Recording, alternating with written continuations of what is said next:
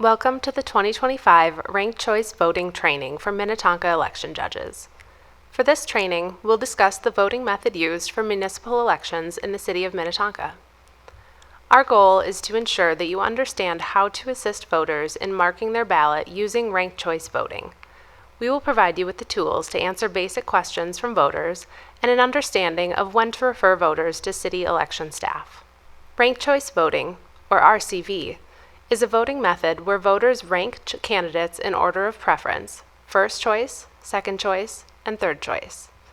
This method eliminates the need for a primary election by allowing your vote to be transferred to a different candidate if your favorite candidate loses. When votes are tabulated for an RCV race, we start by looking at the highest valid ranking on each ballot. If no candidate reaches the vote threshold needed to win the race, the lowest vote getter is eliminated from the race. Any ballots counted towards the eliminated candidate are then transferred to the next highest ranking candidate on that ballot, and so on until there is a winner. In the 2020 general election, Minnetonka residents voted to adopt ranked choice voting for its municipal elections. Minnetonka's municipal elections take place in odd years, making 2021 the first RCV election in the city. In 2023, residents voted again on the topic, deciding to keep RCV as the method of electing its city council. This makes 2025 the third RCV election in Minnetonka. Let's take a look at the ballot. The front side of the ballot will feature the ranked choice voting format. This includes all city offices. For 2025, that means mayor, city council at-large seat A, and at-large seat B. The back of the ballot will feature the conventional voting method and format, not ranked choice voting. For this election, that includes school board races and any school district questions. Here's a snapshot of a race which uses RCV. In this example, the race is for mayor. Notice that there are 3 columns which span the width of the ballot. In the first column on the left, a voter's first choice for mayor is selected.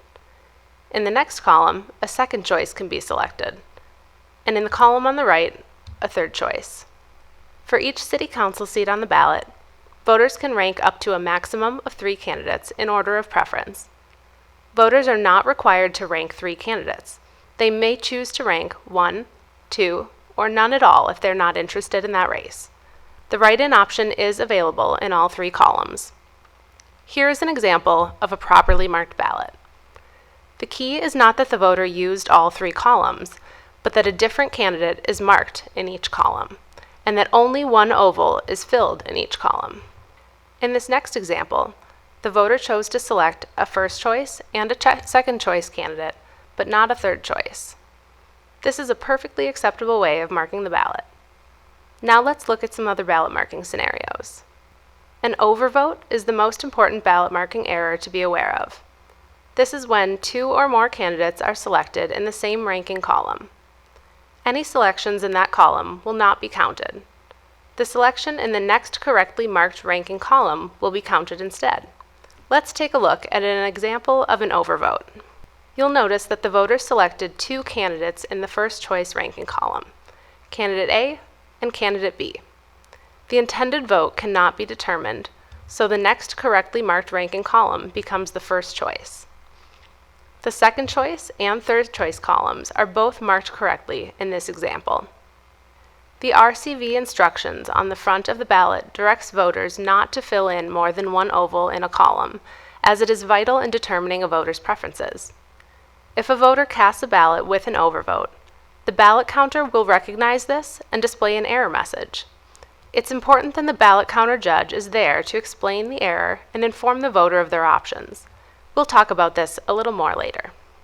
So what happens if the same candidate is marked in multiple ranking columns?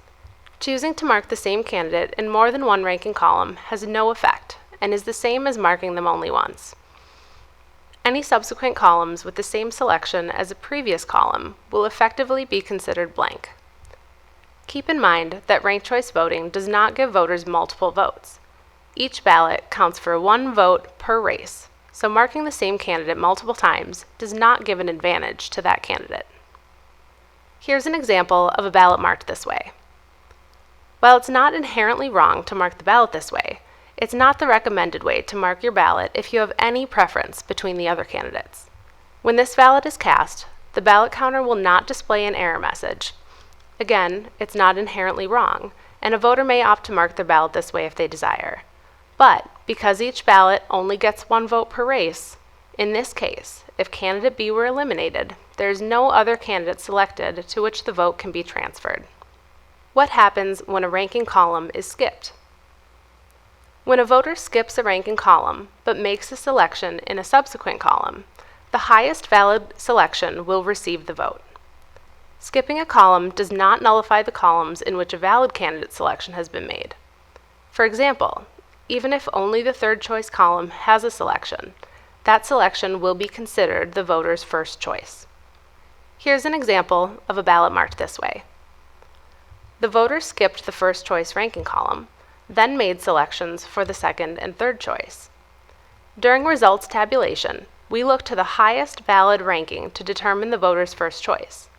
In this example, the selection made in the second choice column is treated as the voter's first choice. When the voter casts their ballot this way, there will be no error message on the ballot counter, as there is technically nothing wrong with the way that it's marked. Let's take this one step further. In this example, the voter skipped the first choice ranking column, so we know that we will look to the next column for their first choice. The second choice ranking column contains an overvote, so again, we'll look to the next column for a first choice. Finally, in the third choice ranking column, we see that the voter made a valid selection, so candidate A becomes the voter's first choice candidate. In all ranked choice voting races, the highest valid selection will be considered the voter's first choice. If the voter casts their ballot as you see here, there will be an error message on the ballot counter. The error message will be for the overvote in the second choice ranking column. As you learned previously, the error message will not point out that the first column is blank, because blank spots on the ballot are not considered errors, but rather they are seen as a valid decision by the voter. Here is one more example. Notice the voter selected multiple candidates in all three ranking columns. There are no valid ranking selections for the entire race. At this point, there is no way to determine voter intent, and this ballot will not receive a vote for this race. Just like we discussed previously, an error message will display on the ballot counter in this situation. When a vote cannot be determined in a particular race, that has no effect on the rest of their ballot. Any races with valid selections will still be counted. Now that we've discussed in detail how to mark the ballot using ranked choice voting, let's talk about the demonstration judge station and the ballot counter judge station. If possible, stations for the ballot judge and demonstration judge should be separate. On Election Day, it is the responsibility of the demonstration judge to ensure voters understand how to mark their ballot properly. This means instructing voters by telling them, your ballot has two sides. On the front, you will use ranked choice voting, and on the back, you will use the traditional style. Unless the voter has further questions, that's all you need to say. We will provide you with materials which you can use to assist voters with ranked choice voting. You will have an RCV ballot marking instruction sheet, an RCV talking points document which will guide you in answering frequently asked questions, and a laminated RCV demonstration ballot and dry erase marker. These materials are available for you to review before Election Day on the Election Judge resource page, which is linked in your Election Day assignment email. It's important that you stick to the instructions and talking points provided by the city to ensure that all Minnetonka voters are receiving the same instructions and explanation of ranked choice voting. If a voter has in-depth questions or questions about the tabulation process, please refer that voter to city election staff. Once the voter has made their selections, they will head to the ballot counter to cast their ballot. The responsibilities of the ballot counter judge do not change much for a ranked choice voting election. Just like any other election, the ballot counter judge watches to ensure that each voter casts exactly one ballot and asks the voter to wait for the confirmation screen before stepping away from the ballot counter. The ballot counter judge should stand where the screen is visible but far enough to give voters privacy while casting their ballot. The ballot counter will display an error message if the ballot is completely blank or if there is an overvote in one or more races or ranking columns. Remember that the machine does not beep for error messages. A message will display silently. The judge should be watching the screen so that when an error message appears, they are able to approach quickly to explain the error before the voter can press any buttons or walk away. When an error occurs, the voter can choose to cast their ballot as is or spoil their ballot and receive a new one. Be sure to explain what it will mean for their vote if they choose to cast the ballot as is. While the responsibilities of the ballot counter judge are not different for a ranked choice voting election, it's important to be able to explain what occurs when a ballot is cast with an overvote, because this part does differ from other elections.